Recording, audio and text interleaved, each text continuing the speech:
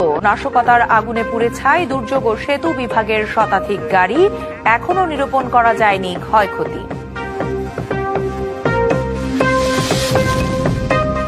রাজধানী থেকে বিএনপি নেতা আমির খসরু গ্রেপ্তার, অস্ত্র ও বিস্ফোরক মামলায় নজরুল ইসলাম।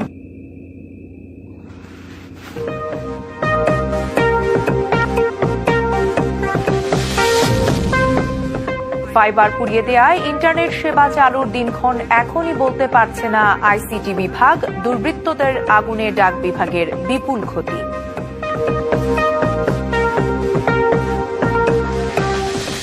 ভিন্ন ভিন্ন সাইজ ও দারুণ ডিজাইনের আরএফএল ওয়ার্ড্রোব গুছিয়ে রাখে আপনার কাপড়ে জড়ানো ভালোবাসাগুলোকে।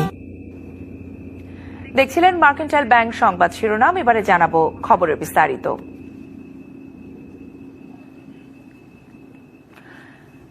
রবিবার কারফিউ সকাল 10টা থেকে বাড়িয়ে বেলা 3টা পর্যন্ত করা হয়েছে। 2 ঘন্টার শিথিলের পর বিকেল 5টা থেকে কারফিউ অনির্দিষ্টকাল পর্যন্ত চলবে। রাতে রাজধানীর ধানমন্ডিতে সরকারি বাসভবনে আইন শৃঙ্খলা বাহিনীর সাথে বৈঠক শেষে একথা জানান স্বরাষ্ট্রমন্ত্রী আসাদুজ্জামান খান কামাল।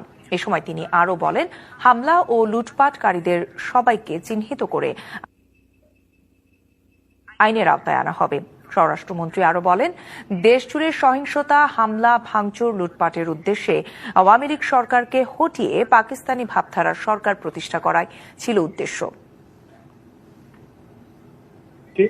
এবং আপনাদের মাধ্যমে জানিয়ে যাচ্ছি যে আমরা সকাল 10টা পর্যন্ত যে কার্যক্রম আমরা বলবৎ রেখেছিলাম সেটা আরো কিছুক্ষণ বাড়িয়ে আমরা 3টা পর্যন্ত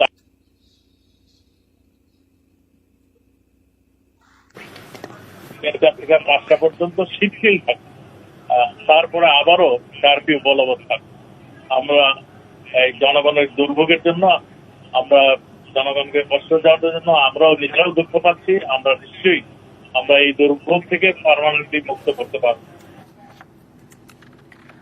জরুরি সেবার যানবাহন ছাড়া জনশূন্য ঢাকার রাজপথ। যদিও প্রথম দিনের বিবেচনায় সশস্ত্র বাহিনী ছিল সহনশীল। সময়মতো খাবার না পাওয়ায় রাস্তায় যেমন নেমেছেন অনেকে, আবার কেউ কেউ অলিগলিতে জড়ো হয়েছেন কারফিউ দেখতে। তারা বলছেন, বেশ কদিন ধরে চলা তাণ্ডবের পর এখন অনেকটা স্বস্তি ফিরতে শুরু করেছে। 20 জুলাই শনিবার নগরবাসী সকালটা শুরু হয়েছে অন্যভাবে। রাস্তায় নেমেই তারা দেখতে পায় জলপাই রঙের গাড়ি আর সেনা সদস্যদের সতর্ক প্রহরা। যে রাজপথ ছিল গেল কয়েকদিনের সহিংসতায় ভরপুর, সেই চিহ্ন নিয়ে এখন রাজপথ জনশূন্য।